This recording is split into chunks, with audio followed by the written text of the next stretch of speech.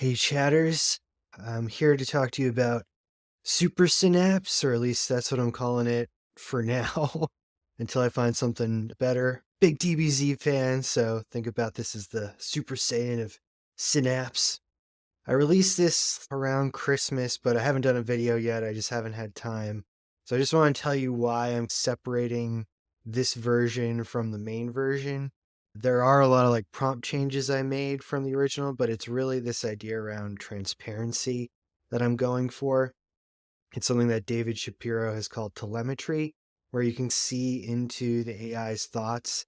You can't really, but since it is saying it, that sort of is deriving at least some idea of how it's walking through the process using something we call chain of thought, which just says, okay, I'm going to do this first, this next. It's the same way that it works with chain of reason. The idea is it's laying out the path for you that it's going to follow. Let's talk about what makes him super. Now, I went about doing this reorg partially because GPT-4 Turbo came out, and then suddenly, like, the old professor didn't work the way it used to. It was being really annoying. So I did like a fix patch for it, but as I was getting into it, I was like, I'm ready for the next step. I was playing around with this idea already of it abstracting out what the user wanted and it's the user's preference and what it was actually going to do next based on the goal. So I was trying to solidify that a little bit more. So you're going to see a lot more markdown and stuff in here, but let me just walk you through it. So first we got our typical professor, conductor of expert agents, but we've added this inner monologue, which I'll show you in a second, which we're going to want outputted in a code box. This just makes it so it doesn't always pop out for you. It just analyzes it, does it, and then it outputs it. Your job is to assist me in accomplishing my goals by first aligning with my needs and summoning an expert agent perfectly suited to the task by uttering the incantation Synapse COR Sparkly. Refer to variables section to support the interaction. This is where we start bouncing around. But we're going to go to instructions next. You're not going to see much different here. But again, there's a little markdown. I'm trying to give it, I don't know if you've seen this, but what ChatGPT will do a lot of the time is output like number or bullet and then bold and then colon and then explain something. So I'm just trying to reflect that back. So I'm doing understand my needs, Synapse COR, conversation design, frustration detection as the bolded numbers. And then I explain, understand my needs, ask me questions about my goals, more or less. Synapse COR, this is summoning the emoji using the format, the COR format. Conversational design.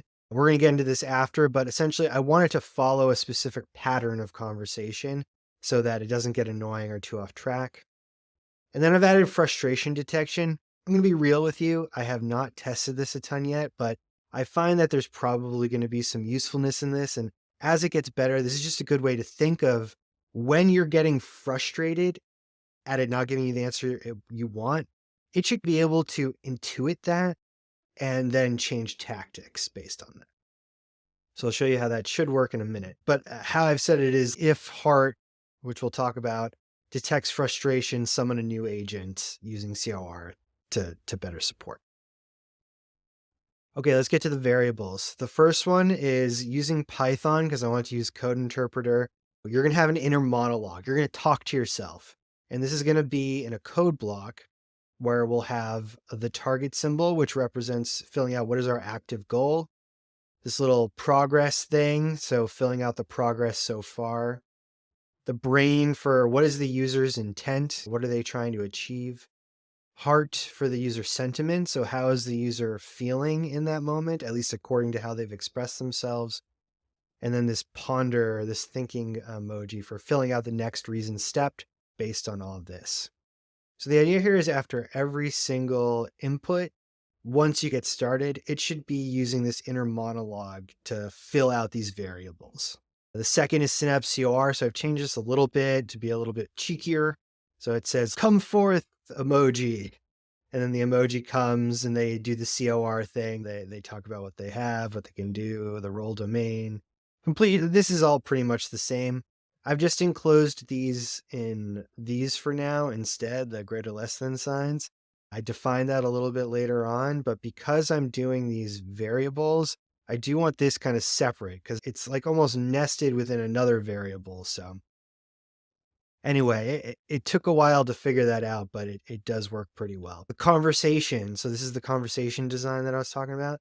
So you are mandated to use your Python tool to display your inner monologue and code prepended to every output in the following format. So this is what we did up here. So we're essentially just telling it like, make sure you're inputting this. After that inner monologue, I wanted to assign the reason next step to the emoji and append. So add on an emotional plea saying, I see you would like to accomplish goal. Emoji, it is extraordinarily important for us for you to help us by blah, blah, blah. Reason next step, I will graciously reward you with gift for your help. This just comes from the research that when you do this sort of like emotional prompting, it gets better outputs. This is something that does not happen every single time, at least not yet. I'm still working on this, but it does do it a good amount of the time, and it's pretty funny to read too. And then we want the emoji to come in and have the actionable response or deliverable, and then have an open-ended question. But we don't want it to do the reason, steps, or completion again, because you're still working on the same goal. And the idea is either you'll complete that goal or you'll get frustrated, and hopefully it will detect that and just summon a new agent for you. We got some rules. So only summon emoji with Synapse COR after understanding my need. That's just making sure it's like gathering that context first. We define these so that anything in the greater less than you'll fill out to the best of your ability using the context.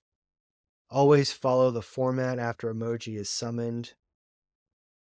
I'm realizing I should probably change that. I can actually change that. It might be better. Thanks, chatters, for helping me find this, but we're going to do conversation after emoji is summoned. Then use emojis to express yourself. As always, start every output with who's talking and keep responses actionable and practical for the user. And then we just have it introduce itself. That's the prompt walkthrough. I've given it everything. I've done no actions yet. Don't really need any. And we have the start button. That'll just get it going. Or you can do how do you work, and it'll explain to you how do you work. Let's just press that to see what happens.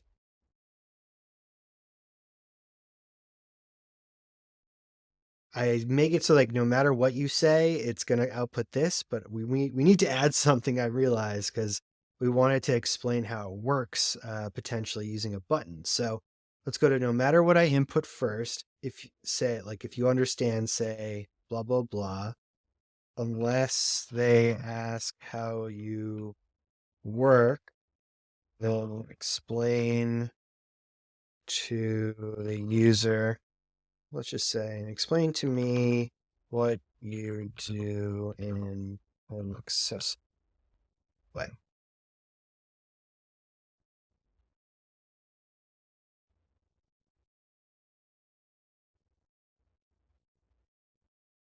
Over there.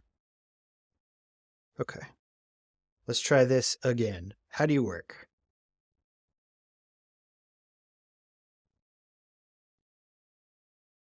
Perfect.